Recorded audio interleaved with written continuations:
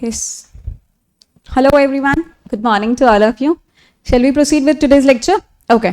Last class में हम लोगों ने क्या करा था बच्चे? लास्ट क्लास में हम लोगों ने चैप्टर नंबर 2 जो ऑलरेडी हम स्टार्ट कर चुके थे, चैप्टर नंबर 2 के कुछ कॉन्सेप्ट्स हमने बिजनेस कम्युनिकेशन कर लिए थे, उसके इंपॉर्टेंस कर लिए थे और टाइप्स ऑफ बिजनेस कम्युनिकेशन कर लिया था.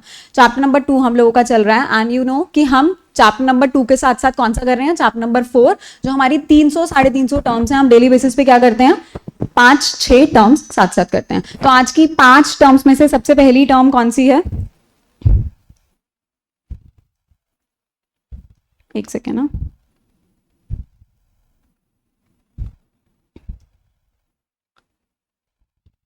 ओके तो आज की 5 टर्म्स में से सबसे पहली टर्म है एक्सेप्टेंस. क्या है टर्म का नाम? एक्सेप्टेंस. एक्सेप्टेंस का मतलब ही क्या होता है? इसके नाम से समझ में आ रहा है, किसी चीज की हाँ करना, यस बोलना. क्या कह रहे हैं? एक्सेप्टेंस का मतलब क्या है? किसी चीज के लिए हाँ बोलना. ओके मैंने आप लोगों से पूछा लेक्चर स्टार्ट करें, आप लोगों ने बोला यस. तो आप लोगों ने क्या दी? मुझे अपनी एक्सेप्टेंस दी है, असेंट दी है, किसी चीज की हाँ करना. लेकिन यहाँ किसके कॉन्टेक्स्ट में बात कर रहे हैं? यहाँ ये बात कर रहे हैं, यहां ये किसके कॉन्टेक्स्ट में बात कर रहे हैं? ये बात कर रहे हैं बिल्स ऑफ एक्सचेंज के कॉन्टेक्स्ट में. कभी सुना है ये वर्ड बिल्स ऑफ एक्सचेंज? सुना है बिल्स ऑफ एक्सचेंज क्या होता? सुना है? बताना. यस क्या सुना अकाउंट्स में?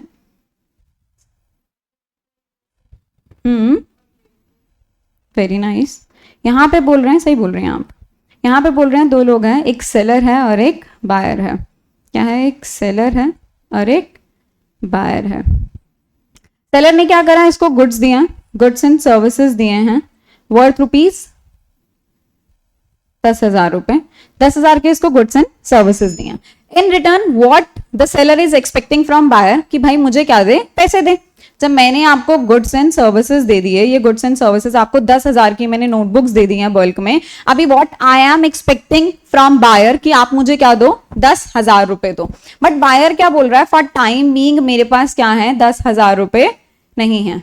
10,000 रुपए मेरे पास नहीं है, बट मैं तुम्हें प्रॉमिस कर रहा हूं कि अगले 3 महीने के अंदर मैं आपको क्या कर दूंगा? 10,000 रुपए दे दूंगा. तो बेसिकली ये ट्रांजेक्शन कैसी हुई है? उधार पर ट्रांजेक्शन हुई है. कैसी ट्रांजेक्शन हुई है? उधार पे ट्रांजेक्शन हुई है. तो यहाँ पे सेलर क्या बोल रहा है? ठीक है, आई एम रेडी कि मैं तेरे साथ ये कॉन्ट्रैक्ट में एंटर करने को रेडी हूँ, ट्रांजेक्शन करने को रेडी हूँ, लेकिन मैं तुझ पर विश्वास कैसे करूं कि 3 महीने बाद तू आएगा और मुझे पैसे देके जाएगा. तो वो क्या करता है? सेलर अपने बिहाफ पे एक डॉक्यूमेंट बनाता है. क्या बनाता है? डॉक्यूमेंट, जिसको हम क्या बोलते हैं? बिल्स ऑफ एक्सचेंज, बीओई बनाता है. इसमें सारी टर्म्स एंड कंडीशंस लिखता है कि 10,000 का सामान सो एंड सो मैंने इस पर्टिकुलर पर्सन को दिया है और ये अगले 3 महीने में अनकंडीशनली XYZ जो भी इसके साथ सिचुएशन हो, इसके पास पैसे हैं नहीं है, इसको 3 महीने बाद मुझे इतना सम ऑफ मनी मुझे देना होगा. किसने ड्रॉ करा? सेलर ने ड्रॉ करा. किसने ड्रॉ करा? सेलर ने. तो सेलर यहां पे क्या बन जाता है? ड्रॉअर बन जाता है. क्या बन जाता है? Drawer of bills of exchange. जिसने बिल बनाया, जिसने बिल बनाया, जिसने बिल्स ऑफ एक्सचेंज बनाया वो क्या था? Drawer of bills of exchange. यहां पर इसको बायर को क्या बोला कि आप इस पे क्या करो? अपनी एक्सेप्टेंस दो. क्या दो? अपनी एक्सेप्टेंस दो. आप हाँ बोलो, आप यस बोलो कि आप 3 महीने बाद मुझे क्या दोगे? ये 10,000 रुपए का सम आप मुझे पे कर दोगे. इस बिलीव पर ही मैं क्या करूंगा? आपको ये गुड्स एंड सर्विसेज डिलीवर करूंगा. इस बिलीव पर ही मैं आपको ये गुड्स एंड सर्विसेज क्या करूंगा? डिलीवर. तो इसने क्या करा? ओके इसने अपने ऐसे करके साइन कर दिया और डेट डाल दिया. आज क्या है? 4th. इसने 4th ऑफ जून ऐसे दिस इज हाउ इसने इस करके ऐसे डेट वेट डाल दिया और अपनी एक्सेप्टेंस दे दी. तो जिसने एक्सेप्टेंस दिया वो क्या बन गया?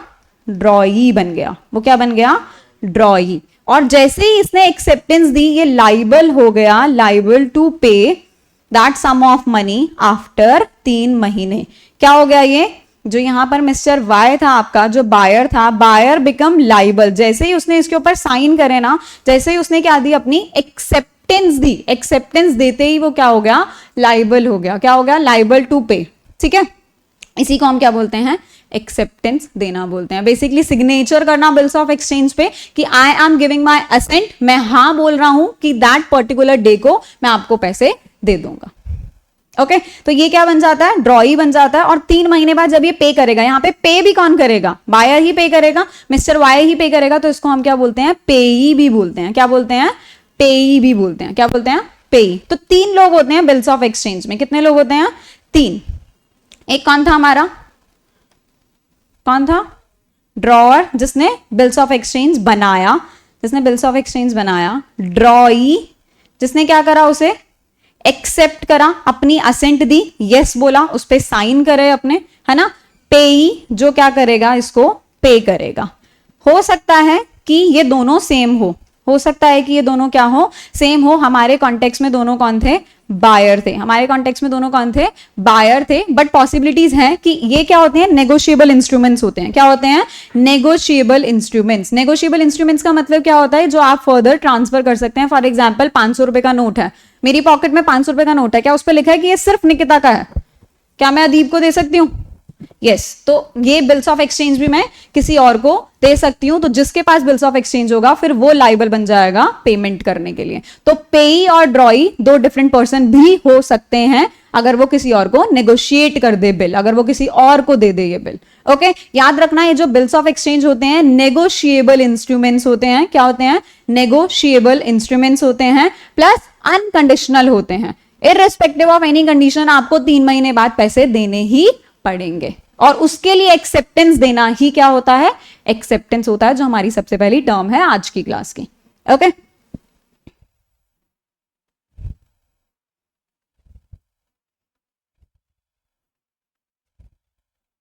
क्या बोल रहे हैं यहां पे? असेंट। असेंट मतलब यस बोलना। Assent given by a party, एक पार्टी ने असेंट दी है to bills of exchange by signing across the face of it. उस डॉक्यूमेंट के ऊपर साइन करके उसने क्या कर दिया? अपनी असेंट दे दी। इसी को हम क्या बोलते हैं? एक्सेप्टेंस बोलते हैं, है ना। एक्सेप्टेंस में बी डन ऑनलाइन, ये ऑनलाइन भी हो सकता है अगर वहां पर आप क्लिक कर दें एक्सेप्ट बटन के ऊपर। एक्सेप्ट बटन के ऊपर क्लिक कर देंगे मतलब सिग्नेचर की जरूरत नहीं है ऑनलाइन में, तो आप एक्सेप्ट बटन पे क्लिक कर दो तो आपकी एक्सेप्टेंस ऑनलाइन भी हो सकती है। ओके, क्विक रिकॉल में क्या दे रखा है हमने? हम बोल रहे हैं एक्सेप्टेंस का मतलब है ड्रॉई का बिल पर साइन करना। किसका? ड्रॉई का बिल पर साइन करना क्या होता है? एक्सेप्टेंस देना होता है ना। और क्या बोल रहे हैं नीचे? साइन करने के बाद ड्रॉई क्या बन जाता है बच्चे? एक्सेप्टर बन जाता है। ड्रॉई क्या बन जाता है? एक्सेप्टर बन जाता है। अब वो लीगली बायस है, लीगली बाइंड है, उसको लीगल ड्यूटी है कि उसको पैसे देने ही पड़ेंगे। इजी समझ में आया? एक्सेप्टेंस का मतलब बिल्स ऑफ एक्सचेंज के कॉन्टेक्स्ट में। ओके, चलिए नेक्स्ट टर्म पे चले।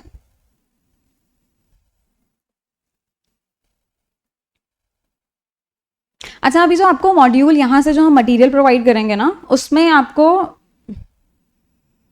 ये जो मैंने इसकी हम अलग से तुम्हें सॉफ्ट कॉपी या हार्ड कॉपी प्रोवाइड कर देंगे इस पीपीटी के, ठीक है। तो उसमें मैंने इसे इंग्लिश लैंग्वेज में नहीं लिखा हुआ है, जैसे यहाँ पे मैंने थोड़ा बहुत हिंदी में कॉन्टेक्स्ट लिखा हुआ है ना, वहाँ केवल डेफिनेशंस हैं। तो ये पीपीटी तुम्हें हार्ड कॉपी या सॉफ्ट कॉपी में प्रोवाइड कर देंगे। ओके, नेक्स्ट क्या है? एक्नॉलेजमेंट। क्या होता है एक्नॉलेजमेंट? स्कूल से मिलते हैं कभी एक्नॉलेजमेंट? ऐसे कुछ सुना है? प्रोजेक्ट्स में हम बनाते थे एक्नॉलेजमेंट। क्या होता है एक्नॉलेजमेंट? सुना है ये वर्ड? सुना है एक्नॉलेजमेंट? सुना है प्रोजेक्ट का पहला पेज भी एक्नॉलेजमेंट होता है? बना है 11th-12th में जो प्रोजेक्ट्स बनाते थे? क्या होता है? एक्नॉलेज करना होता। ओके, और क्या होता है अदीब?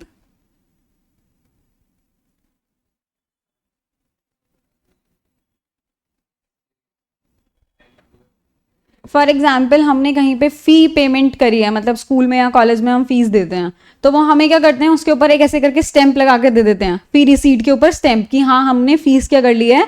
एक्सेप्ट कर ली है। मतलब क्या करना? कंफर्मेशन देना। क्या देना? कंफर्मेशन देना। क्या देना? कंफर्म करना, कंफर्मेशन देना कि दैट पर्टिकुलर बच्चे ने क्या कर दिया? अपनी पेमेंट फीस दे दी है। उस फीस रिसीट के ऊपर क्या लगी हुई है? उस कॉलेज इंस्टीट्यूट की स्टैंप लगी हुई है। उसको हम क्या बोलते हैं? कंफर्म कर दिया, है ना। पापा को घर आके दिखा सकते हो, देखो देखो मैं पैसे खर्च करके नहीं आया हूं, कॉलेज में ही जमा करके आऊं। तो उस पर वो स्टैंप लगी हुई है, तो मतलब क्या मिल गई है? कंफर्मेशन मिल गई है। यहां क्या बोल रहे हैं? एक्नॉलेजमेंट का मतलब क्या है? एक्नॉलेजमेंट भी यहां पे क्या है? कंफर्मेशन देना ही है। क्या है?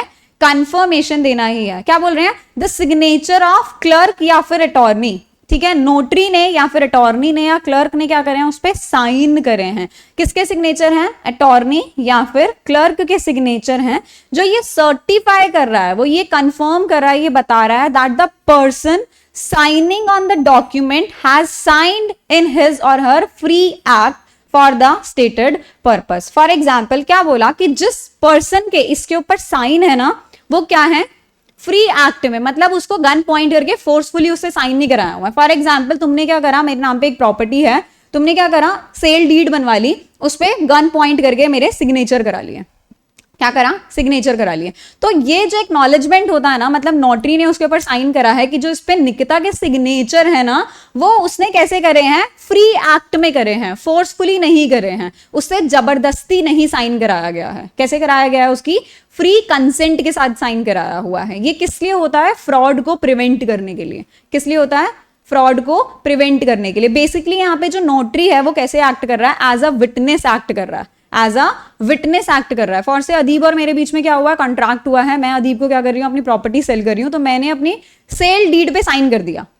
अब कैसे प्रूव किया जाए कि ये जो सेल डीड पे साइन किया है अदीब ने मुझे यहाँ पे गन पॉइंट करके नहीं कराया, जबरदस्ती नहीं कराया, मैं तो बोल रही हूँ उसने जबरदस्ती कराया, तो कैसे प्रूफ होगा कि उस सेल डीड पे क्या है, नोटरी की स्टैंप लगी हुई है, नोटरी की क्या है, कंफर्मेशन है कि ये जो सिग्नेचर निकिता ने करे हैं ना, अपनी विलिंगनेस से करे हैं, इसको जबरदस्ती नहीं कराया हुआ है। ठीक है, तो यहाँ पे क्या बोल रहे हैं, क्विक रिकॉल में क्या बोल रहे हैं, क्विक रिकॉल में लिखा है जो नोटरी है, जो क्लर्क है, वो क्या कर रहा है, कंफर्मेशन दे रहा है कि जो साइन है वो फ्री एक्ट में हुए हैं, फोर्सफुली नहीं हुए हैं। बेसिकली नोटरी, क्लर्क और जो अटॉर्नी है वो एज अ विटनेस एक्ट कर रहे हैं। ये क्या होते हैं बच्चे, गवर्नमेंट विटनेस होते हैं, सरकारी गवाह होते हैं, सरकारी विटनेस होते हैं ये। ठीक है, गवर्नमेंट एम्प्लॉयज होते हैं ये। ओके, जब भी आप कोई प्रॉपर्टी सेल वगैरह करते हैं, ठीक है, तो किसी भी डॉक्यूमेंट में आपने साइन करे हैं ना, तो आपको नोटरी की स्टैंप लगवानी होती है अपनी फ्री असेंट देने के लिए कि भाई मैंने जो एक्ट करा है ना, फ्रीली एक्ट करा है, फोर्सफुली एक्ट नहीं करा है। Okay,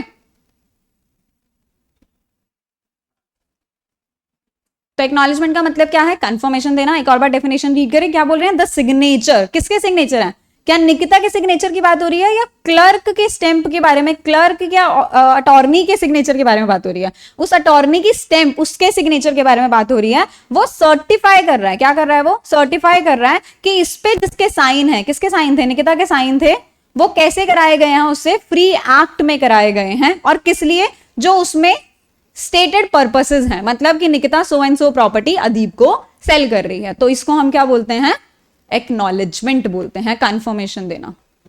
easy. सबसे पहला टर्म क्या था, नाम,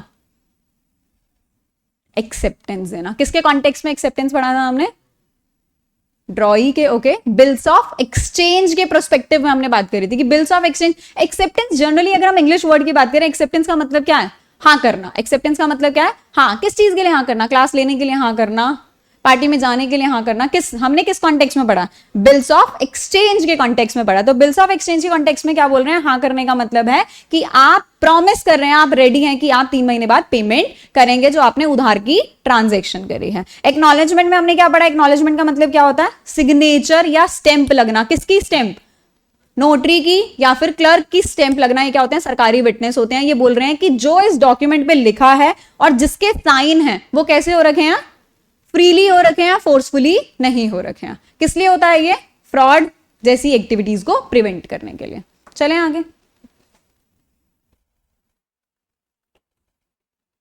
नेक्स्ट क्या है हमारा, एक्विजिशन कॉस्ट। क्या कह रहे हैं, एक्विजिशन कॉस्ट, किसी चीज को एक्वायर करने की कॉस्ट। एक्वायर करना मतलब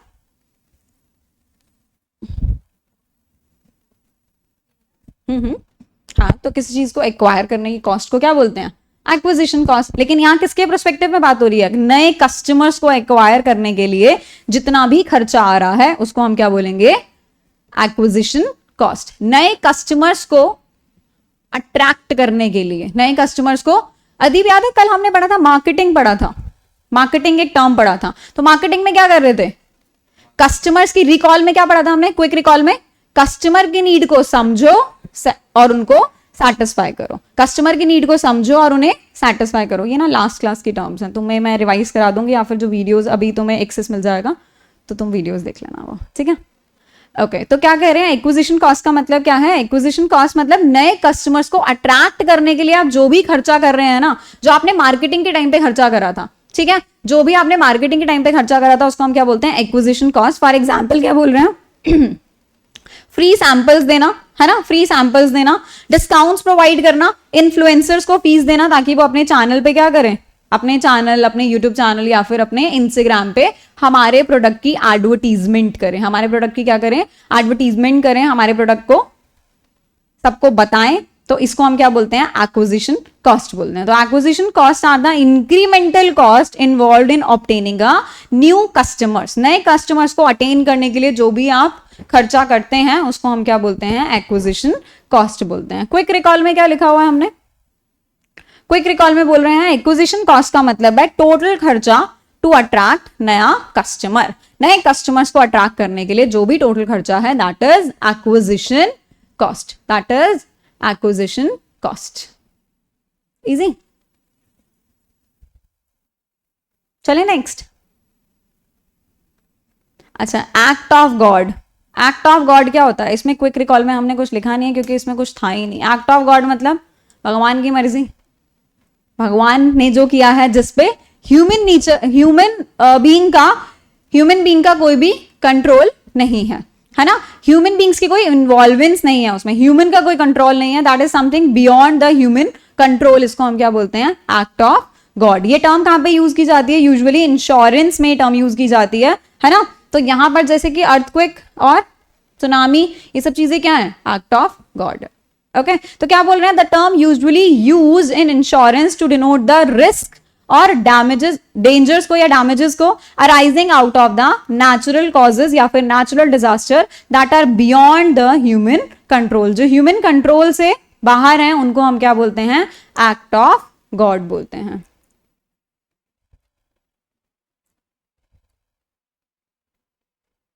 क्विक रिकॉल में या तो लिखना तो लिख लो, एक्ट ऑफ गॉड मतलब ह्यूमन कंट्रोल से बाहर की चीज है ना, something which is beyond the human control. Okay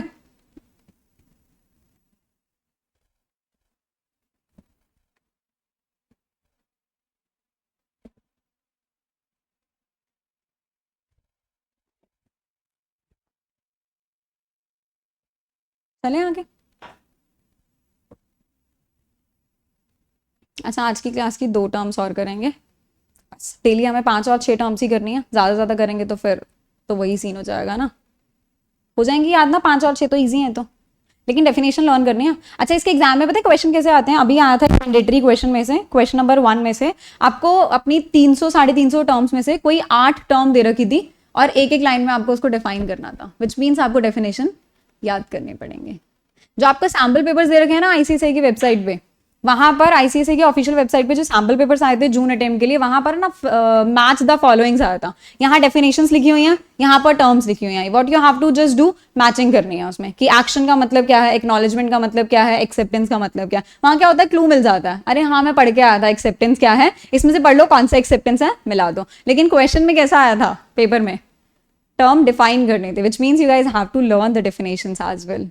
ठीक है, 14 से 15 नंबर का ये पेपर, ये चैप्टर हमारा रहता है, तो बहुत बार बच्चे क्या करते हैं, इसको लाइटली ले लेते हैं और एग्जाम से एक दिन पहले 350 टर्म्स 14 नंबर के लिए पढ़ना छोड़ दो, क्या करते हैं ऊपर वाले 3 चैप्टर्स पढ़ जाते हैं। पर मैं नहीं चाहती तुम लोग ऐसा करके जाओ प्लीज, ठीक है, डेली डेली 5-5 करेंगे, 5-5 कराने का रीजन ही यही है कि तुम इस चैप्टर को करके जाओ, एंड के लिए छोड़ देंगे ना तो फिर वही प्रॉब्लम हो जाएगी कि क्या इतनी सारी टर्म्स हैं, बर्डन ज्यादा आ गया, लोड पड़ गया तो छोड़ के जाते हैं। इवन बीइंग अ स्टूडेंट हम लोग भी ऐसे ही करते थे, है ना, ज्यादा टर्म्स हैं छोड़ दो, लेकिन ऐसा नहीं करना। ओके चलो, एक्शन के बारे में बोल रहे हैं, एक्शन का मतलब क्या होता है, जनरली लेमन लैंग्वेज में एक्शन का मतलब क्या है, मूवमेंट, डांस करना, डांस स्टेप करना एक्शन है, हाँ नहीं है अदीप, डांस स्टेप एक्शन नहीं है, मूवमेंट कोई भी मूवमेंट, अभी तुमने ऐसे मूवमेंट करा जैसे ना एक्शन है ना, लेकिन यहाँ किस एक्शन के बारे में बात कर रहे हैं, I will take action against you, क्या मतलब है, अगर तुमने होमवर्क नहीं करा I will take action against you, ये कौन से एक्शन के बारे में बात कर रहे हैं। ऑल्दो मेरे पास राइट नहीं है, होमवर्क नहीं करा तो मैं तुम्हें जेल और केस तो नहीं फाइल कर सकती तुम्हारे ऊपर, लेकिन जो हमने बिल्स ऑफ एक्सचेंज की बात करें, बिल्स ऑफ एक्सचेंज में उसने क्या बोला था, अगर तुमने 3 महीने बाद मुझे पैसे नहीं दिए then I will take action against you, ये वो वाले एक्शन के बारे में बात कर रहे हैं, मतलब लीगल प्रोसीडिंग करना किसी के अगेंस्ट, अगर किसी ने तुम्हारा राइट वायलेट करा है है ना, अपने राइट को प्रोटेक्ट करने के लिए किसी बंदे ने तुम्हारे साथ गलत करा है, so you can sue that person, तो आप क्या बोलते हैं, I will take action against you. तो ये वो वाले एक्शन के बारे में बात हो रही है, डांस मूवमेंट वाले एक्शन के बारे में बात नहीं हो रही है। ओके ठीक है, तो यहाँ पे क्विक रिकॉल में हमने क्या लिखा हुआ है, क्विक रिकॉल में हमने लिखा है सिविल कोर्ट केस। ओके, किसको कह रहे हैं, सिविल कोर्ट केस को। एक बार ऊपर पढ़ते हैं डेफिनेशन क्या बोल रहे हैं। एक्शन को हम और क्या बोलते हैं, केस करना किसी के ऊपर, लॉ सूट करना ये भी होता है। यहाँ पे केवल सिविल, आपको पता है ना, आपकी प्रोसीडिंग्स दो होती हैं, एक सिविल होती है और एक क्रिमिनल होती है। क्या होती है, एक सिविल प्रोसीडिंग्स होती है और एक क्रिमिनल प्रोसीडिंग्स होती है। यहाँ पर एक्शन हम कब बोलते हैं, सिविल केस के लिए, सिविल कोर्ट केसेस को हम एक्शन बोलते हैं। क्या बोलते हैं, सिविल कोर्ट केसेस को एक्शन बोलते हैं, है ना। और क्रिमिनल कोर्ट केसेस को फिर हम क्या बोलते हैं, प्रोसिक्यूशन या फिर क्रिमिनल केस बोलते हैं। ये एग्जाम पॉइंट ऑफ व्यू से रेलेवेंट नहीं है, बट यहाँ पर ऐसा मुझे लगा तुम बच्चों के लिए लिख देना चाहिए ताकि तुम्हें पता हो, क्योंकि डाउट रेज हो जाता है कि मैम सिविल कोर्ट केस को अगर एक्शन बोलते हैं तो क्रिमिनल कोर्ट केस को क्या बोलते हैं, तो मैंने लिख दिया। ये एग्जाम पॉइंट ऑफ व्यू से नहीं है, बट तुम्हारी नॉलेज के लिए है, ठीक है। तो क्या कह रहे हैं, सिविल कोर्ट केस को एक्शन बोलते हैं, सूट बोलते हैं, लॉ सूट बोलते हैं, और क्रिमिनल को क्या बोलते हैं, क्रिमिनल केस या फिर प्रोसिक्यूशन बोलते हैं। ओके, डेफिनेशन में क्या बोल रहे हैं, a civil judicial proceeding, action का मतलब क्या है, जुडिशियल प्रोसीडिंग्स, सिविल वाले वो भी, where one party sues another for the wrong done, एक पार्टी ने दूसरी पार्टी पे क्या करा है, केस करा है, क्यों करा है, उसके साथ कुछ गलत हुआ है, या फिर अपने राइट को प्रोटेक्ट करने के लिए, या फिर टू प्रिवेंट अ रॉन्ग, कुछ गलत होने से बचाने के लिए, या फिर कुछ गलत हुआ है उसके लिए, या फिर अपने राइट को प्रोटेक्ट करने के लिए उसने क्या करा है, केस फाइल करा है एक पार्टी ने, उसको हम क्या बोलते हैं, एक्शन लेना। क्या बोलते हैं, एक्शन लेना। लेकिन ये कहां यूज होता है, ओनली सिविल कोर्ट केसेस में होता है, सिविल जुडिशियल प्रोसीडिंग्स में होता है। ये इंपॉर्टेंट है, याद रखना, सिविल जुडिशियल प्रोसीडिंग्स में होता है ये केवल। ओके ठीक है, ये सारी टर्म्स ना तुम लोगों को सिर्फ अपने सीए सीईटी के लिए नहीं, एग्जीक्यूटिव में, प्रोफेशनल में, हर जगह तुम्हें हेल्पफुल लाइक यूज होंगी ये, ठीक है। अभी हम अपना ये सब लॉ पढ़ोगे तुम, जो तुम्हारा पेपर नंबर 4 है, वहां पर भी बहुत सारी टर्म्स तुम्हें इन 300-350 टर्म्स में से ना हेल्प करेंगी। अब तुम्हें पता है एक्नॉलेजमेंट का मतलब क्या होता है, तुम्हें पता है एक्सेप्टेंस का मतलब क्या होता है, एक्शन का मतलब क्या है। तो अभी एक्शन अगर किसी सेंटेंस में लिखा होगा ना, so you guys will be able उस सेंटेंस को अच्छे से और इंटरप्रिटेट कर पाओ, उसका मीनिंग, उसका इंटेंट और अच्छे से समझ पाओगे, ठीक है। तो ये भी एक हमें हेल्प करेगा कि डेली डेली 5-5, 10-10 टर्म्स करने में, इंस्टेड हम इसको लास्ट के लिए छोड़ दें, ठीक है। करें, नेक्स्ट चले। फर्स्ट टर्म क्या था, एक्सेप्टेंस, एक्नॉलेजमेंट, एक्विजिशन कॉस्ट, एक और रह गया भगवान जी, एक्ट ऑफ गॉड। भगवान जी तो भूल गए यार तुम, एक्ट ऑफ गॉड। हाँ, ऐसे ऑर्डर में है ये, सारी ए से हैं, फिर सारी बी से हैं, फिर सारी सी से हैं, ऐसे है, ठीक है। ऑर्डर वाइज है ये, अल्फाबेटिकल ऑर्डर में है ये सारी टर्म्स। ओके, आपके मॉड्यूल में देखोगे ना ऐसे ही दे रखा है। चलो, आज की लास्ट टर्म, लास्ट क्या है, ADB। ये सिर्फ एब्रीवेशन दे रखी है। अगर ये जो नीचे की लाइनें लिखी है ना, ये सब तुम्हारे लिए मैंने just to help you to know what is ADB। Exam point of view से बस ये याद करना है, दैट इज एब्रीवेशन। एब्रीवेशन पता है ना, शॉर्ट फॉर्म किसी चीज की। तो ADB का मतलब क्या है, Asian development bank. Exam point of view से बस यही करना है हमें। क्या बोल रहे हैं, एशियन डेवलपमेंट बैंक का मतलब है ADB, बस इतना एग्जाम पॉइंट ऑफ व्यू से रेलेवेंट है। नीचे क्या बोल रहे हैं, थोड़ा सा पता होना चाहिए। अगर ADB बैंक तो तुमने सुन ही लिया है, तो क्या बोल रहे हैं, ये बैंक स्टेब्लिश कब हुआ था, 1966 में स्टेब्लिश हुआ था। इसका क्या करना चाहता है ये, to promote the economic growth in the Asia Pacific. यहां आपके एशिया में, एशियन पैसिफिक में क्या करना चाहता है, यहां पर इकोनॉमी को ग्रो करना चाहता है। बेसिकली ये लोन प्रोवाइड करता है, किस लिए लोन प्रोवाइड करता है, फॉर द डेवलपमेंट प्रोजेक्ट। आपको पता है दिल्ली में जितनी भी मेट्रोज हैं, जितने भी हाईवेज, जितने भी रोड्स बने हैं, इसके लिए लोन कौन दे रहा है आपकी इंडियन इकोनॉमी को, ADB दे रहा है। कौन दे रहा है लोन, ADB दे रहा है, ठीक है। और आपको पता है इंडिया जो है सबसे लार्जेस्ट नंबर पे, सेकेंड लार्जेस्ट शेयर होल्डर है जापान के बाद। तो इंडिया ने सबसे ज्यादा लोन ले रखा है ADB से। ओके, इसका मेन मोटिव क्या है, पॉवर्टी को रिड्यूस करना और इकोनॉमिक डेवलपमेंट को क्या करना, फॉस्टर करना, मतलब ज्यादा ग्रो करने में हेल्प करना, ठीक है। तो बेसिकली डेवलपमेंट प्रोग्राम्स के लिए, इकोनॉमी की डेवलपमेंट के लिए क्या देता है, लोन देता है। ADB क्या है, एशियन डेवलपमेंट बैंक। एशिया के कॉन्टिनेंट को डेवलप करने के लिए, उसकी डेवलपमेंट के लिए लोन देता है। और किसको लोन देता है, केवल अपने मेंबर्स को, किसको लोन देता है? अपने मेंबर्स को। और इंडिया भी क्या है? इसकी मेंबर है, ठीक है। कब से? 1966 से ही, जब ये स्टेब्लिश हुआ था तब से ही इंडिया इसकी क्या है? मेंबर कंट्री है। तब से इंडिया क्या है? इसकी मेंबर कंट्री। ये सिर्फ आपकी एक्स्ट्रा नॉलेज के लिए है। जब आप एडीबी, अगर आपको पता है एशियन डेवलपमेंट बैंक, कोई आपसे पूछ रहा है एडीबी क्या है, आप बोल रहे हैं एशियन डेवलपमेंट बैंक, किसी ने पूछा इसका काम क्या है, वो तो एग्जाम में आया ही नहीं, हमने पढ़ा ही नहीं। तो ऐसे नहीं होना चाहिए, है ना, थोड़ा सा तो पता होना चाहिए। ओके, तो आज की क्लास की केवल इतनी ही टर्म्स थी। चल जल्दी बताओ मुझे। सबसे पहली एक्सेप्टेंस। एक्सेप्टेंस का मतलब क्या होता है Adeeb? Bills of exchange. Bills of exchange acceptance होता है। वाओ, वही होता है। क्या होता है आप बताओ?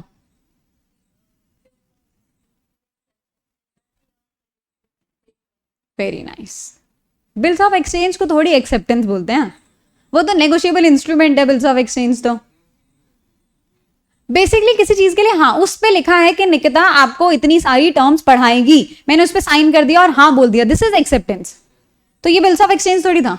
एक्सेप्टेंस का मतलब है हाँ बोलना। एक्सेप्टेंस का मतलब है हाँ बोलना। आपने लिखवा लिया कि निकिता मैम मुझे कम्युनिकेशन के पूरे 100 नंबर में से 95 दिलवा के रहेंगी, और मैंने क्या कर दिया? उस पर हाँ बोल दिया, साइन कर दिया, दिस इज एक्सेप्टेंस। तो एक्सेप्टेंस का मतलब है हाँ बोलना। लेकिन हमने अपने मॉड्यूल में किस पर्सपेक्टिव में दे रखा है, किस कॉन्टेक्स्ट में हाँ पढ़ा है? बिल्स ऑफ एक्सचेंज के कॉन्टेक्स्ट में हाँ पढ़ा है कि बिल्स ऑफ एक्सचेंज बना हुआ है, उस पे मैंने साइन कर दिया, तो I am giving my assent कि मैं आपको 3 महीने बाद ये पेमेंट दे दूंगी। ओके, एक्नॉलेजमेंट का मतलब क्या होता है?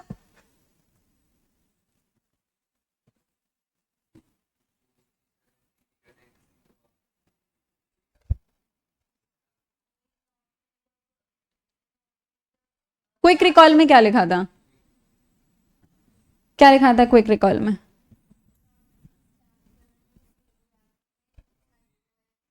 Yes, very nice. कंफर्मेशन देना बेसिकली, है ना। क्विक रिकॉल में क्या था? नोटरी क्या कर रहा है? उस पर स्टैंप लगा के कंफर्मेशन दे रहा है, एज अ विटनेस एक्ट कर रहा है कि जो साइन करे हैं ना जिस बंदे ने, उसने क्या करें? अपनी फ्री कंसेंट में साइन करे हैं, जबरदस्ती उससे साइन नहीं कराए गए हैं। नेक्स्ट क्या था? Acquisition cost. एक्विजिशन नहीं, एक्विजिशन करने पर जो खर्चा हुआ है उसके बारे में बात करें, एक्विजिशन कॉस्ट। क्विक रिकॉल में क्या था? कस्टमर को अट्रैक्ट करने के लिए जो भी आपने खर्चा करा है, that is acquisition cost. Example देना कोई ऐसा खर्चा जो आप कस्टमर को अट्रैक्ट करने के लिए करते हो। एडवर्टीजमेंट करना, प्रमोशन करना, फ्री सैंपल्स देना, तो ये सब क्या है? Acquisition cost. और फिर क्या पढ़ा हमने? एक्ट ऑफ गॉड, जो क्या है? ह्यूमन कंट्रोल से बाहर है ना। अर्थक्वेक, सुनामी, ये सब चीजें कहाँ यूज होती हैं? इंश्योरेंस में ज्यादातर ये वहां यूज होती हैं। लास्ट हमारा क्या था? ADB, action. अच्छा, एक्शन। एक्शन क्या होता है? Very nice. जो प्रैक्टिसिंग नहीं, सिविल जुडिशरी प्रोसीडिंग्स में, ठीक है, सिविल जुडिशरी प्रोसीडिंग्स में इसी को हम बोलते हैं, केस जो होता है, जो सूट फाइल किया जाता है, उसको हम क्या बोलते हैं? एक्शन। ओके, लास्ट क्या था? ADB, Asian development bank. Asian development bank. तो आज तक हमने कितनी टर्म्स याद कर ली हैं? 16 टर्म्स हमारी खत्म हो गई हैं, है ना। फटाफट से 25 हो जाएंगी, फटाफट से 50 हो जाएंगी, 50 100 हो जाएंगी, 100 300 भी हो ही जाएंगे, बहुत जल्दी हो जाएगा ऐसे, है ना। ठीक है, तो 16 टर्म्स। चलें आगे।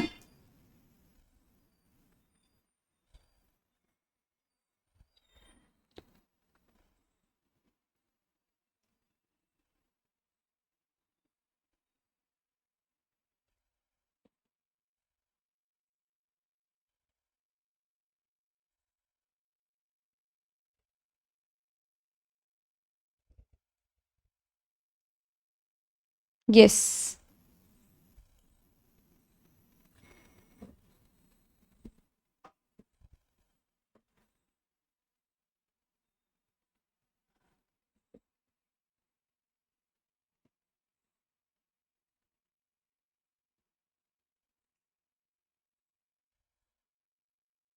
क्या करें फिर आज की क्लास में? रिवीजन करें या आगे के टॉपिक्स करें? रिवीजन तो वैसे हमने कल के लिए प्लान करा हुआ था, every 5th class. If you guys want, तो आगे का मुझे लग नहीं रहा है क्योंकि फिर तुम नए बच्चे हो, तो रिवीजन करा दूं फिर मैं आज। टर्म्स तो हमने कर लिए हैं, कुछ तो नया पढ़ लिया आज की क्लास का, रिवाइज कर लेते हैं, ठीक है। ओके, चलो फटाफट से मुझे बताओ, हमने कम्युनिकेशन में क्या पढ़ा था, कम्युनिकेशन होता क्या है? चल जल्दी बताओ, आप लोगों के प्रोस्पेक्टिव से कम्युनिकेशन क्या होता है, कौन बताएगा मुझे? इंटरैक्शन करना किसी से, ओके, वेरी नाइस, ताकि वो दूसरे की बात को समझ पाए। ओके तो ये सबसे ज्यादा इंपॉर्टेंट होता है, किसी से कम्युनिकेट करना। अब मैं बोले जा रही हूँ, अदीप याद है लास्ट क्लास में क्या हुआ था? जो आपका फ्रेंड था, जो क्लासमेट था, उसने क्या बोला था? उसने स्पेनिश में कोई टर्म बोला था जो अदीप को समझ ही नहीं आया था ना। फिर मैंने भी रिप्लाई करा स्पेनिश में, फिर अदीप को समझ में नहीं आया। तो क्या हुआ था वो?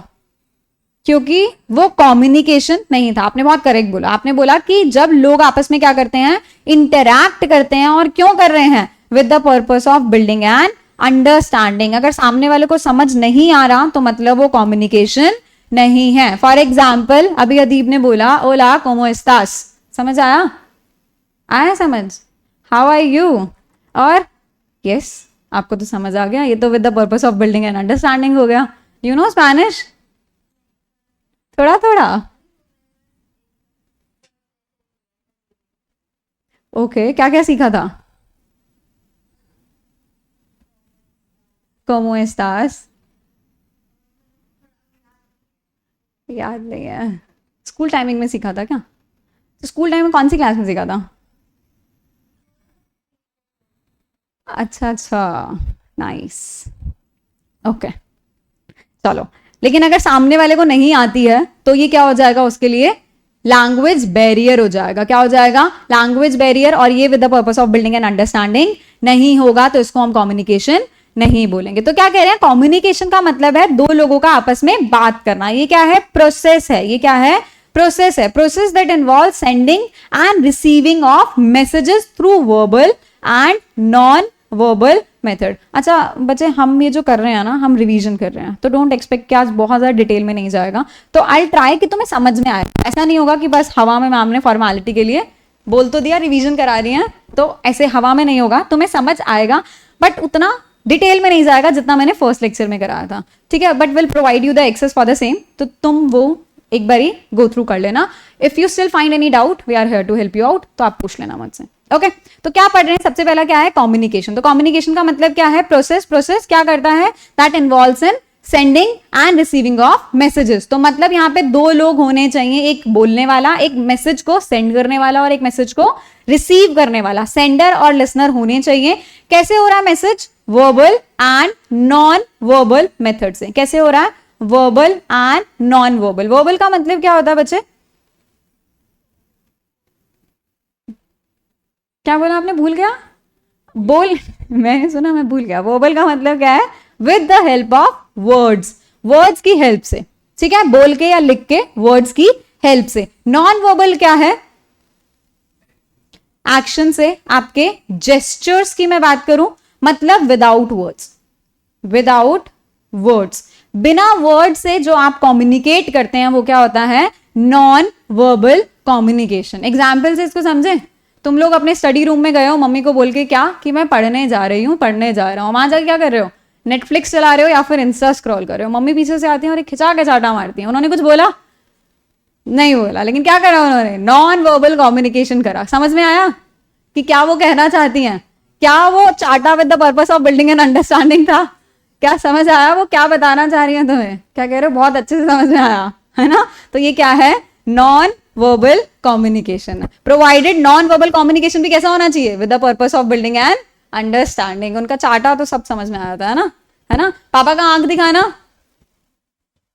समझ आ रहा था? गुस्से में दिखा रहे हैं, वो भी क्या है? Non verbal communication. फ्रेंड्स के साथ एग्जाम में चीटिंग करना, पहले का चौथा, चौथे का दूसरा करते हैं ऐसे, तो ये भी क्या है? Non verbal communication. ठीक है, तो कम्युनिकेशन क्या है? प्रोसेस है जिसमें लेना देना, मतलब एक्सचेंज हो रहा है। Exchange of what? Exchange of आपके थॉट्स का, आपके ओपिनियंस का, आपके आइडियाज का, between two and more individual. दो लोग एटलीस्ट इन्वॉल्व होने चाहिए। और कैसे? With the purpose of building and understanding. अकेला इंसान बोल रहा है, मैं यहाँ खड़े होकर अकेले बोल रही हूँ, this is not a communication. और आपको पता है अभी जो 1 जून को आपका जो पेपर हुआ है उसमें पूछा गया है कम्युनिकेशन क्या है? कम्युनिकेशन इज अ, ये यहाँ इस लाइन से क्वेश्चन बना हुआ है, ये जो लाइन है ना यहाँ पे, communication is a two way means of communicating the information, do you agree, explain with reason. ये क्वेश्चन बना हुआ है 4 नंबर का।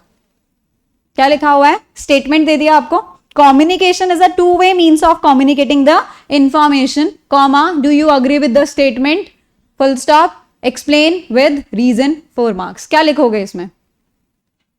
चलो ये क्वेश्चन आज की क्लास के लिए। देखो क्वेश्चन, होमवर्क में आंसर फ्रेम करना।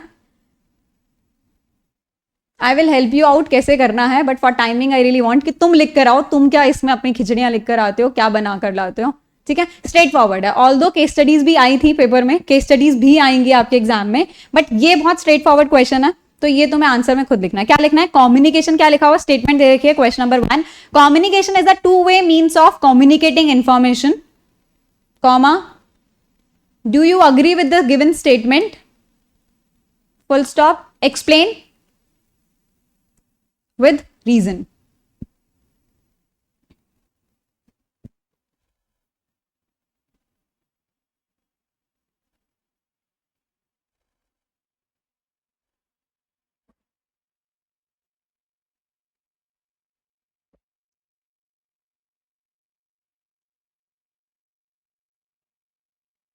ओके, थोड़ा सा हेल्प करते हैं तुम्हें, इसको करना कैसे है। पहले आप मीनिंग लिखेंगे इसका, सबसे पहले क्या लिखेंगे? मीनिंग लिखेंगे, meaning of communication. Meaning of communication में क्या बताएंगे? कम्युनिकेशन क्या है? कम्युनिकेशन एक प्रोसेस है जिसमें आप क्या करते हैं? सेंडिंग और receiving of messages through verbal and non verbal method. उसके बाद डिफाइन करेंगे। अच्छा, आपके मॉड्यूल में अगर आप देखेंगे ना, जो मॉड्यूल आपके पास रखा हुआ है, इसमें बहुत सारे ऑथर्स ने डेफिनेशन दे रखी है, मोर देन 7-8 डेफिनेशन है, और किस पे दे रखी है? कम्युनिकेशन पे। लेकिन हमारे मॉड्यूल में हमने कितनी लिखी है? हमारे मटेरियल में केवल 2 ही लिखी हैं, that is more than sufficient. Exam में ऐसे क्वेश्चन आने नहीं वाला कि आप न्यूमन एंड समर की डेफिनेशन लिखकर दिखाओ। वो क्वेश्चन में कम्युनिकेशन से पूछा है, तो ये थोड़ा एक तरीका हो जाता है आंसर फ्रेम करने का कि आप डेफिनेशन से स्टार्ट करो, ठीक है। क्या हो जाता है? एक डेफिनेशन से स्टार्ट करो, थोड़ा प्रेजेंटेबल आंसर हो जाता है। आप मीनिंग लिख देना 2 लाइन का, देन डेफिनेशन लिख देना। आई वुड से ये थोड़ी सस्ती और छोटी सी डेफिनेशन है न्यूमन एंड समर की, ये लिख देना, ठीक है। उसके बाद आपको अपना आंसर एक्सप्लेन करना है कि क्यों कम्युनिकेशन। आप पहले से बताना अग्री करते भी हो या नहीं करते हो। करते हो अग्री? कम्युनिकेशन क्या है? To way means of communication है, कम्युनिकेटिंग इंफॉर्मेशन। अगर अग्री करते हो तो क्यों करते हो, ये आपको एक्सप्लेन करना है। फिर लास्ट में कंक्लूड कर देना यस कि कम्युनिकेशन क्या है? To way means of communication. तो स्टार्ट कैसे करना है? डिफाइन करना है, मीनिंग बताना है, अपना रीजन बताना है, देन कंक्लूड करना है। Define, meaning, meaning and definition लिख देना, रीजन बताना why you guys are agree, last में कंक्लूड कर देना that is why I am agree with the aforesaid statement. ऊपर लिखी हुई स्टेटमेंट से इसीलिए मैं अग्री करता हूं या करती हूं। ओके, अब क्या बोल रहे हैं? एक बार इसकी डेफिनेशन पढ़े, एलन एंड लुइस की। एलन एंड लुइस, क्योंकि न्यूमैन एंड समर की तो सेम ही बोल रहा है। एलन एंड लुइस बोल रहा है कम्युनिकेशन का मतलब क्या होता है? कम्युनिकेशन का मतलब है the sum of all the things that one person does when he wants to create an understanding in the mind of another। Communication का मतलब क्या है? जब एक पर्सन कुछ भी करता है, क्या कर रहा है? The sum of all the things, जो भी चीजें अभी मैं कर रही हूँ, लिख रही हूँ, बोल रही हूँ, ये सब चीजें क्या है? The sum of all the things. और ये सब क्यों हो रहा है? With the purpose of building and understanding. आप लोगों के दिमाग में अंडरस्टैंडिंग को क्रिएट करने के लिए, आप लोगों को कम्युनिकेशन समझाने के लिए, whatever I am doing right now, this is communication. तो sum of all the things that one person does, क्यों कर रहा है? when he wants to create an understanding in the mind of another। दूसरे के दिमाग में understanding create करने के लिए जो भी एक इंसान कर रहा है, उसको हम क्या बोलते हैं? कम्युनिकेशन। चाहे वो बोल के कर रहा है, लिख के कर रहा है, या फिर डांस करके कर रहा है, ठीक है। तो क्या होता है? ये कम्युनिकेशन होता है। ओके, क्या कह रहे हैं? कम्युनिकेशन की इंपॉर्टेंस है। नेक्स्ट, कम्युनिकेशन की क्या है? इंपॉर्टेंस। बोल रहे हैं कम्युनिकेशन इंपॉर्टेंट क्यों है, और ये किस में बात कर रहे हैं? ह्यूमन रिसोर्स मैनेजमेंट में बात कर रहे हैं। किस में बात कर रहे हैं? Human resource management. पहले तो मुझे बताओ ह्यूमन रिसोर्स क्या होता है?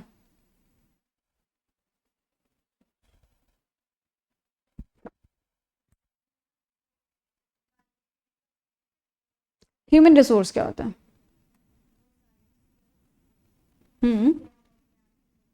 Very nice.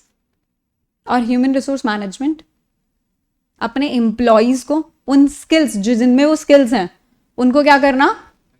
मैनेज करना। क्या है? Human resource management. एग्जैक्टली, ठीक है। तो यहाँ पे क्या बोल रहे हैं, ह्यूमन रिसोर्स मैनेजमेंट क्या है, एक स्ट्रैटेजिक अप्रोच है जिसमें आप क्या करते हैं, अपने ह्यूमन रिसोर्स को मैनेज करते हैं, अपने एम्प्लॉइज को क्या करते हैं, मैनेज करते हैं। तो जब आप अपने एम्प्लॉइज को मैनेज कर रहे हैं, उनकी स्टाफिंग कर रहे हैं, रिक्रूटमेंट प्रोसेस कर रहे हैं, हायरिंग कर रहे हैं, है ना, training and development programs provide कर रहे हैं, ये सब क्या है, ह्यूमन रिसोर्स मैनेजमेंट है। ट्रेनिंग प्रोवाइड करना, डेवलपमेंट प्रोग्राम्स प्रोवाइड करना, ये सब क्या है, ह्यूमन रिसोर्स मैनेजमेंट है। तो बोल रहे हैं इसमें आपको इंपॉर्टेंस क्या है, कम्युनिकेशन की इंपॉर्टेंस क्या है, इसके लिए कम्युनिकेशन की इंपॉर्टेंस क्या है। तो सबसे पहला क्या है, बेस फॉर एक्शन। तो कोई भी एक्टिविटी कैसे स्टार्ट होती है, कम्युनिकेशन से स्टार्ट होती है। तो बोल रहे हैं कम्युनिकेशन जो है ना, that is a base for any action. Base है ये हर एक्शन का। आप लोग यहां पर बैठे हैं तो ये भी क्या करा था, इंक्वायरी करके, कम्युनिकेट करके ही आपने सारी चीजें स्टार्ट करी है। अगर मैं तुम्हें अभी रिवीजन स्टार्ट करा रही हूं, ऑल्दो वी हैव प्लान्ड कि हम कब करेंगे, एवरी 5th क्लास में रिवीजन करेंगे, और आज हमने 4th क्लास में ही कर दिया। ये जो हमने एक्शन लिया, इस एक्शन पे भी क्या बेस था,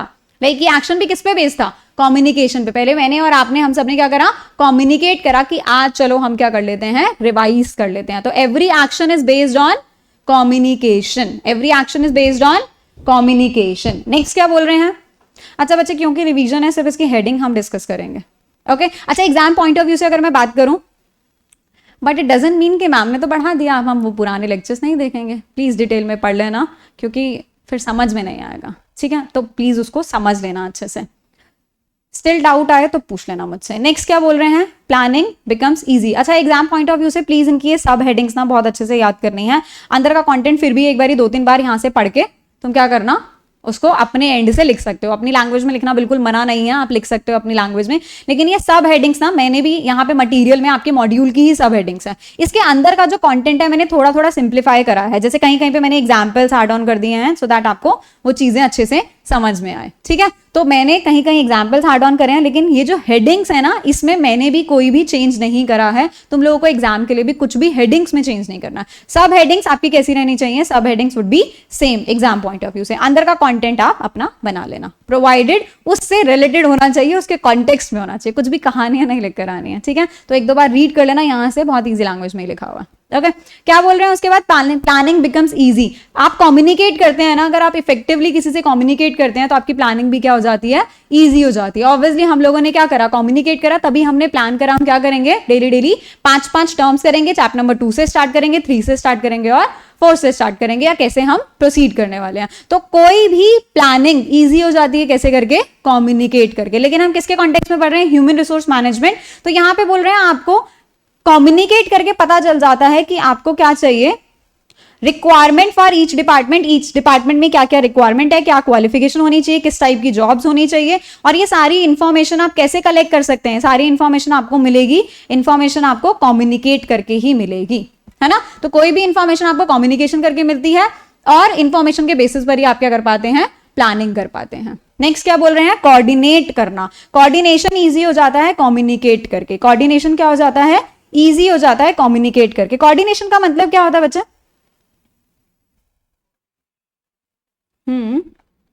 कोऑर्डिनेशन का मतलब क्या होता है, कोऑर्डिनेट करना मतलब मिलके, हाँ एक दूसरे को क्या, ओके सही बोल रहे हो आप, है ना, मिलके काम करना। सो दैट ऐसा एक वर्क एनवायरनमेंट प्रोवाइड करना, सो दैट सब लोग मिलके आपस में क्या कर पाए, स्मूथली काम कर पाए, ओके। तो एक दूसरे के साथ कोऑपरेट करना, ओके। तो क्या बोल रहे हैं, कम्युनिकेट करके आप क्या कर सकते हैं, कोऑपरेट कर सकते हैं। सिर्फ इसके एग्जांपल को समझेंगे। क्या बोल रहे हैं, मार्केटिंग टीम ने क्या करा, मार्केटिंग टीम ने प्रोडक्शन टीम को इन्फॉर्म कर दिया कि हम नया प्रोडक्ट लॉन्च करने वाले हैं इस पर्टिकुलर डेट को। अकॉर्डिंगली प्रोडक्शन टीम ने क्या करा, अपना शेड्यूल एडजस्ट करा और स्टॉक्स को डिलीवर कर दिया ऑन टाइम। तो आपस में इन्होंने क्या करा, कोऑर्डिनेट करा। अगर ये कोऑर्डिनेट नहीं करते, कम्युनिकेट नहीं करते, तो फेल हो जाता, है ना। तो कम्युनिकेशन करना जरूरी था, अगर नहीं तो कम्युनिकेशन नहीं करते तो कोऑर्डिनेशन फेल हो जाता, कम्युनिकेशन नहीं करते तो कोऑर्डिनेशन फेल हो जाता। नेक्स्ट क्या बोल रहे हैं, आपको डिसीजन लेने में हेल्प करता है। क्या करने में हेल्प करता है, कम्युनिकेशन। ऑब्वियसली अगर आपको किसी भी चीज का डिसीजन लेना है, अगेन डिसीजन लेने के लिए आपको क्या करनी पड़ेगी, इंफॉर्मेशन कलेक्ट करनी पड़ेगी। और इंफॉर्मेशन कैसे कलेक्ट होती है,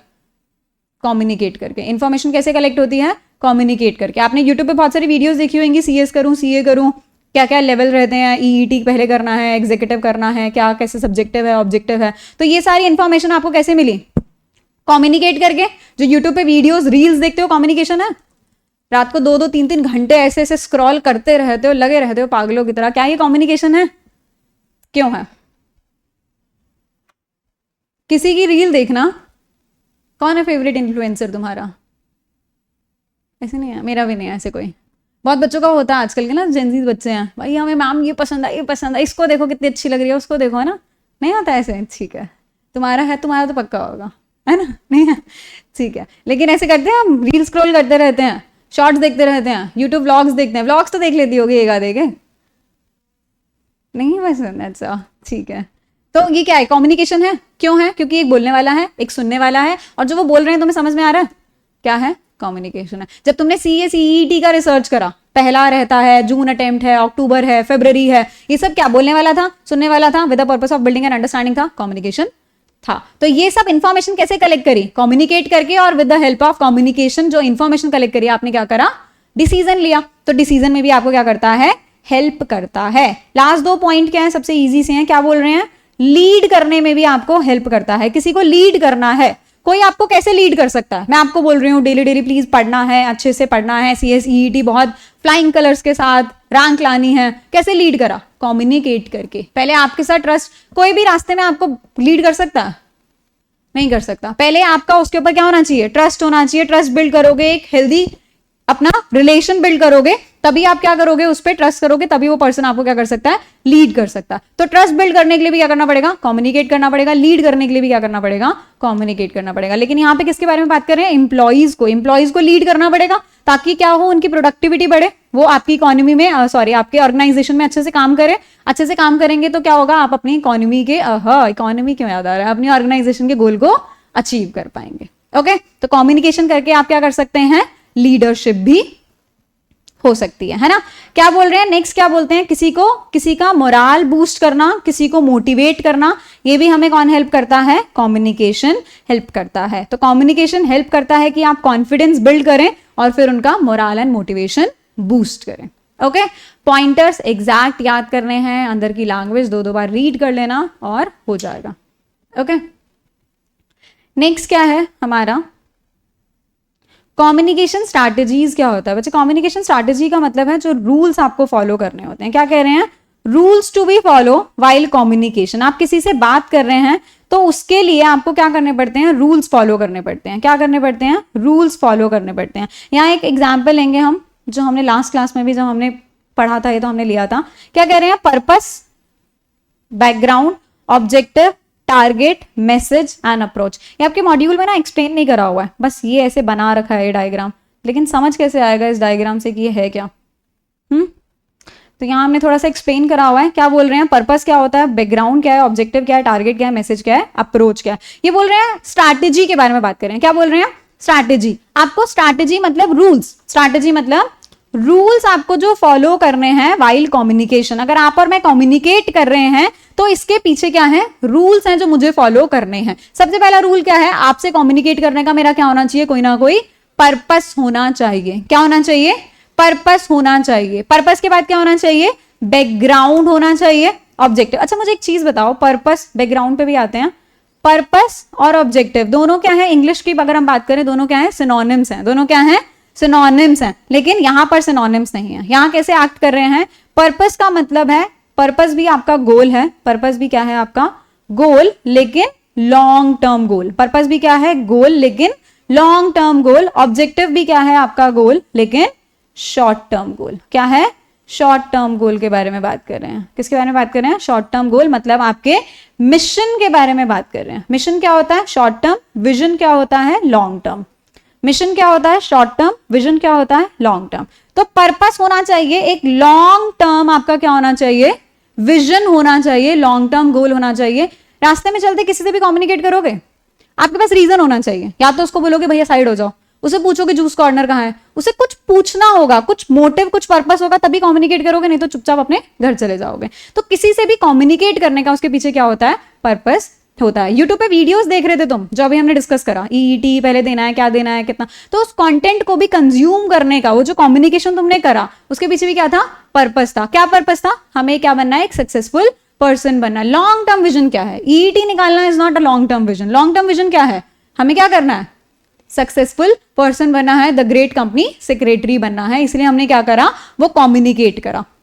बैकग्राउंड का मतलब क्या होता है, हर कम्युनिकेशन के पीछे आप क्या करते हैं, स्वॉट एनालिसिस करते हैं, करंट सिचुएशन को समझते हैं। फर्स्ट से अगर मैंने तुम्हें बोला मेट्रो स्टेशन का रास्ता किसी से पूछना है, तो पहले तो तुम्हारा long term purpose, long term तो चलो घर पहुंचना है, लॉन्ग टर्म पर्पस क्या है, घर पहुंचना, रास्ता भटक गए हो, लॉन्ग टर्म पर्पस क्या है, घर पहुंचना। बैकग्राउंड, तुमने यहाँ 5 लोग खड़े हैं, तुम सोच रहे हो इससे बात करो, नहीं यार ये थोड़ा सा ना यूं ही लग रहा है, नहीं इससे नहीं, इससे बात करो, इससे पूछो, इस गर्ल से पूछ लेती हूँ, है ना। तो तुमने क्या करा, डिसाइड करा कि मुझे किससे कम्युनिकेट करना है, करंट सिचुएशन को तुमने एनालाइज करा। क्या करा, करंट सिचुएशन को एनालाइज करना मतलब बैकग्राउंड। रैंडमली किसी भी पर्सन से बात नहीं करी आपने, है ना, तो आपने क्या करा, करंट सिचुएशन को एनालाइज करा, दैट इज बैकग्राउंड। ऑब्जेक्टिव क्या था, शॉर्ट टर्म गोल क्या था, मेट्रो स्टेशन पहुंचना है, शॉर्ट टर्म गोल क्या था, मेट्रो स्टेशन पहुंचना है। टारगेट ऑडियंस, किससे पूछूं जो थोड़ा समझदार हो, शायद रिक्शे वाले अंकल को पता होगा क्योंकि वो यहाँ पे क्या करते रहते हैं, घूमते रहते हैं, तो मैं क्या करूं, तो ऑटो वाले अंकल या फिर रिक्शे वाले अंकल से पूछ लेती हूँ। तो टारगेट ऑडियंस क्या बन गई, ऑटो वाले अंकल। मैसेज क्या पूछना उन अंकल से कि अंकल मेट्रो स्टेशन कहां है, this is going to be the message. उसके बाद अप्रोच, कैसे उनको अप्रोच करूं, बोल के करूं, कॉल करके करूं या मेल करूं, अंकल मेल आईडी बताना, मुझे एक चीज पूछनी है। तो दिस इज हाउ, क्या है आपके रूल्स हैं कि आप कैसे किसी से कम्युनिकेट करेंगे। क्या होना चाहिए, एक लॉन्ग टर्म गोल होना चाहिए, मतलब आपका विजन होना चाहिए। विजन अभी हमारे एग्जाम्पल में क्या था, घर पहुंचना हमारा विजन था, घर पहुंचना हमारा विजन था। उसके बाद बैकग्राउंड, आपने करंट सिचुएशन को एनालाइज करा, यहां तो नहीं हो सकता, यहां भी नहीं हो सकता, इससे पूछूं या उससे पूछूं। उसके बाद ऑब्जेक्टिव, ऑब्जेक्टिव क्या था, शॉर्ट टर्म गोल क्या था, मेट्रो स्टेशन पहुंचना था, शॉर्ट टर्म गोल क्या था, मेट्रो स्टेशन। टारगेट ऑडियंस किससे पूछूं, रैंडम किसी पर्सन से पूछूं या फिर ऑटो ड्राइवर से पूछ लेते हैं। उसके बाद मैसेज, क्या पूछना है कि मेट्रो स्टेशन कहां है। उसके बाद अप्रोच, कैसे उनसे कम्युनिकेट करूं, मेल करूं, व्हाट्सएप करूं, वीडियो बना के अंकल को दिखाऊं या फिर डायरेक्ट ही बात कर लूं कि अंकल मुझे मेट्रो स्टेशन तक पहुंचना है। दिस इज द स्ट्रैटेजी, कि किसी से भी कम्युनिकेट करने के पीछे यूं ही मुंह खोल के बात नहीं करनी होती है। क्या करना होता है, प्रॉपर रिसर्च करना होता है, हमें एक बैकग्राउंड होना चाहिए हमारे पास। अभी तो तुमने CSEET के यहां तुम आए, इस इंस्टीट्यूट में आए इंक्वायरी के लिए, तो यूं ही आगे चलो ये बोर्ड अच्छा लग रहा है, यहां जाना अच्छा लग रहा है, ये गली अच्छी लग रही है, चले जाते हैं। तुमने क्या करा, प्रॉपर रिसर्च करा, तुमने क्या करा, प्रॉपर रिसर्च करा, background, current situation, current opportunities को एनालाइज करा, ओके। उसके बाद आपने डिसीजन लिया, इजी।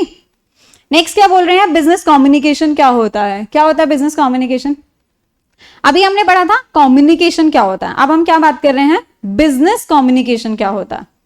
अभी हमने क्या पढ़ा था, कम्युनिकेशन क्या होता है, अब हम बात कर रहे हैं बिजनेस कम्युनिकेशन क्या होता है। क्या होता है आप बताओ मुझे, आपको तो लास्ट क्लास में बताया था मैंने।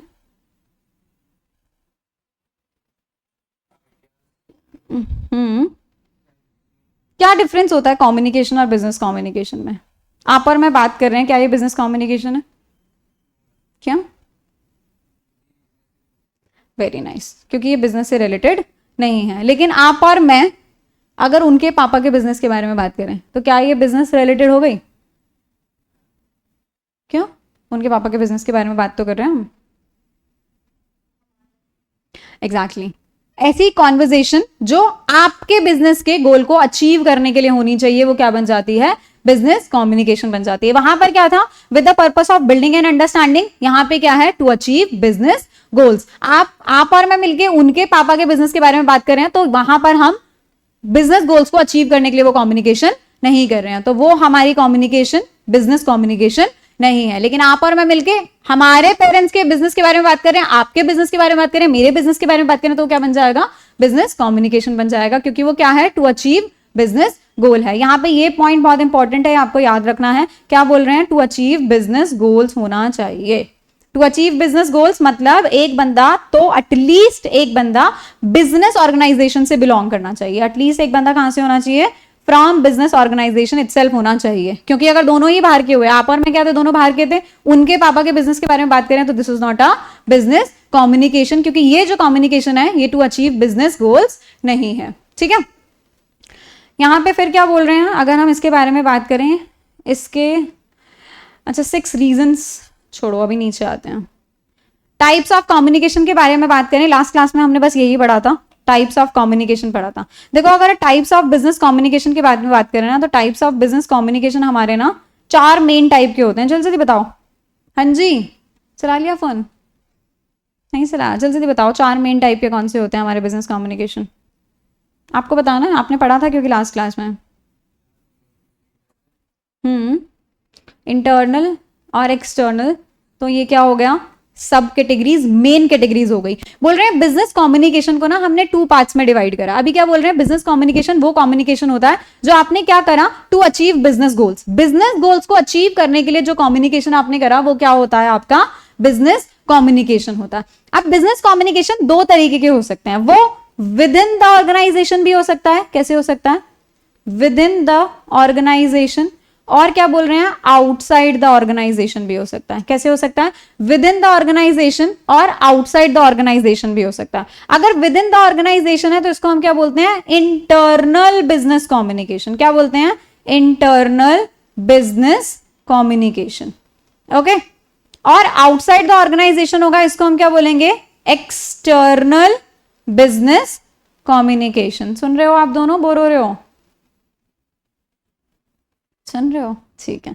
क्या कह रहे हैं, बिजनेस कम्युनिकेशन कौन सा, एक आता है विद इन द ऑर्गेनाइजेशन और एक होता है outside the organization. Within the organization का मतलब क्या है कि दोनों ही लोग कहां से बिलोंग कर रहे हैं, ऑर्गेनाइजेशन से बिलोंग कर रहे हैं। हमेशा कम्युनिकेशन में एटलीस्ट 2 लोग होने चाहिए, कम्युनिकेशन में एटलीस्ट 2 लोग होने चाहिए। तो इंटरनल में जो 2 लोग हैं, जो 2 लोग आपस में बात कर रहे हैं, दोनों ही कहां से बिलोंग कर रहे हैं, ऑर्गेनाइजेशन से बिलोंग कर रहे हैं। तो इसको हम क्या बोलेंगे, इंटरनल बिजनेस कम्युनिकेशन। एक एम्प्लॉय दूसरे एम्प्लॉय से, एक कलीग दूसरे कलीग से बात कर रहा है, एक मैनेजर अपने सबॉर्डिनेट से बात कर रहा है ना, marketing head sale team head से बात कर रहा है, सेल्स टीम से बात कर रहा है, सेल्स हेड से बात कर रहा है, ठीक है। ये क्या है, इंटरनल बिजनेस कम्युनिकेशन। एक्सटर्नल के बारे में बात करें तो एक फ्रॉम ऑर्गेनाइजेशन है और एक आउटसाइड द ऑर्गेनाइजेशन है। एक कहां से है, एक ऑर्गेनाइजेशन से बिलोंग कर रहा है और एक बाहर, आउटसाइड के बाहर, बिजनेस के बाहर से बिलोंग कर रहा है, आउटसाइड द ऑर्गेनाइजेशन। इसको हम क्या बोलेंगे, external business communication. For example, किसने बात करी, मार्केटिंग टीम ने, मार्केटिंग हेड ने किससे बात करी है, कस्टमर से बात करी है। मार्केटिंग टीम ने किससे बात करी है, कस्टमर से बात करी है। तो ये क्या बन जाएगा, एक्सटर्नल बिजनेस कम्युनिकेशन। क्या बन जाएगा, एक्सटर्नल बिजनेस कम्युनिकेशन। इजी है ना। अब इंटरनल में भी ना देखो 3 कम्युनिकेशन आते हैं। इंटरनल में भी क्या आते हैं, 3। इंटरनल में भी 3 आते हैं। एक होता है हमारा अपवर्ड कम्युनिकेशन, जहां पे नीचे वाला ऊपर वाले से बात कर रहा होता है, upward business internal communication. Downward, जब ऊपर वाला नीचे वाले से बात कर रहा होता है। लेटरल, जब सेम लेवल वाले बात कर रहे होते हैं। लेटरल, जब सेम लेवल वाले बात कर रहे होते हैं, है ना। तो क्या कह रहे हैं, upward internal business communication, downward internal business communication, lateral business communication, जिसको हम हॉरिजॉन्टल भी बोलते हैं। लेटरल को हम क्या बोलते हैं, हॉरिजॉन्टल भी बोलते हैं। ओके, लेटरल को क्या बोलते हैं, हॉरिजॉन्टल भी बोलते हैं। ओके, इसका एक एग्जाम्पल पढ़ते हैं बस। लेटरल को क्या कहते हैं, हॉरिजॉन्टल भी। अपवर्ड, डाउनवर्ड, हॉरिजॉन्टल, और एक एक्सटर्नल होता है। तो 4 कम्युनिकेशन हमारी ये होती है। बिजनेस कम्युनिकेशन 4 होती है। क्या होती है बिजनेस कम्युनिकेशन, 4। एक क्या थी, अपवर्ड इंटरनल बिजनेस कम्युनिकेशन, दूसरी है डाउनवर्ड, तीसरी है लेटरल, और चौथी क्या है, एक्सटर्नल। चौथी क्या है, एक्सटर्नल। ओके,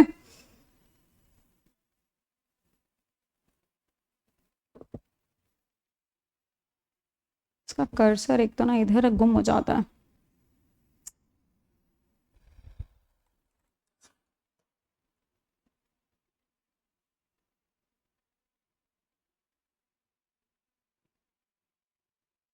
चलो अपवर्ड एक बार ही पढ़ें। अपवर्ड में क्या बोल रहे हैं, कैसे होता है, नीचे वाले ऊपर वाले से कम्युनिकेट कर रहे हैं। इंटरनल अपवर्ड कम्युनिकेशन में क्या है, लोअर लेवल मैनेजमेंट ने किससे कम्युनिकेट करा है, वर्क एम्प्लॉय से, देन मिडिल लेवल मैनेजमेंट से, फिर टॉप लेवल मैनेजमेंट ने। तो नीचे से ऊपर कम्युनिकेट हो रहा है। कैसे हो रहा है, नीचे से ऊपर। फटाफट से मुझे बताओ, लास्ट क्लास में भी हमने डिस्कस करा था, ये क्या डायरेक्टिव होता है या पार्टिसिपेटिव होता है।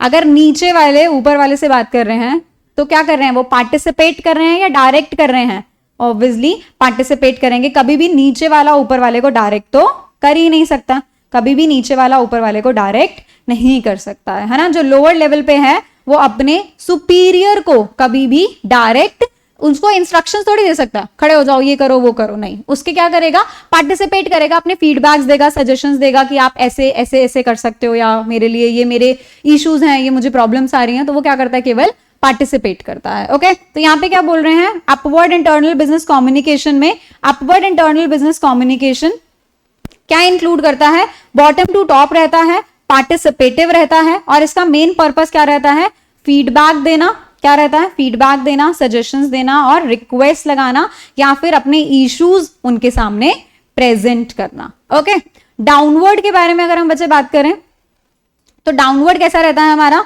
डाउनवर्ड का मतलब है ऊपर से नीचे कम्युनिकेशन हो रहा है। कैसे हो रहा है, ऊपर से नीचे कम्युनिकेट हो रहा है। मैनेजिंग डायरेक्टर ने किससे बात करी, जनरल डायरेक्टर से बात करी, जनरल ने किससे बात करी, असिस्टेंट जनरल से, फिर डिपार्टमेंट हेड से, फिर सुपरवाइजर, फिर कहां पहुंचे, एम्प्लॉई के पास पहुंचे। तो इसको हम क्या बोलते हैं, डाउनवर्ड बोलते हैं। क्या बोलते हैं, डाउनवर्ड। और ये क्या होता है, डायरेक्टिव इन नेचर होता है। कैसा होता है, directive in nature. For example आपके ऑफिस के वर्किंग आवर्स में कुछ चेंज आया तो आपने एम्प्लॉइज के साथ क्या करा है, कम्युनिकेट करा है, ईमेल उनको भेज दिया और आपने एक सर्कुलर भेज दिया कि आपके ऑफिस आवर्स चेंज हो गए हैं। इसको हम क्या बोलते हैं, डायरेक्टिव इन नेचर बोलते हैं। ओके, हॉरिजॉन्टल में क्या होता है, सेम लेवल के लोग आपस में बात करते हैं। हॉरिजॉन्टल में क्या होता है, सेम लेवल के लोग आपस में बात करते हैं। और क्यों करते हैं, एक दूसरे की म्यूचुअल हेल्प करने के लिए। क्यों करते हैं, एक दूसरे की म्यूचुअल हेल्प करने के लिए, उनके साथ कोऑपरेट करने के लिए। ठीक है, सेम लेवल के लोग क्या करते हैं, एक दूसरे की म्यूचुअल हेल्प करने के लिए,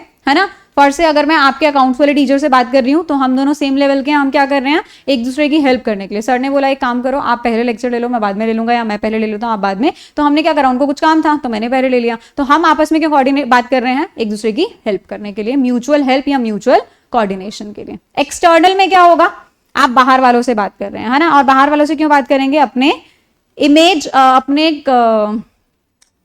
क्या कहते हैं इसे, अपने बिजनेस की इमेज को बिल्ड करने के लिए, अपने बिजनेस की गुडविल को बिल्ड करने के लिए जब आप क्या करते हैं, आउटसाइडर से बात करते हैं, उसको हम क्या बोलते हैं, एक्सटर्नल बिजनेस कम्युनिकेशन। समझ आया इतना।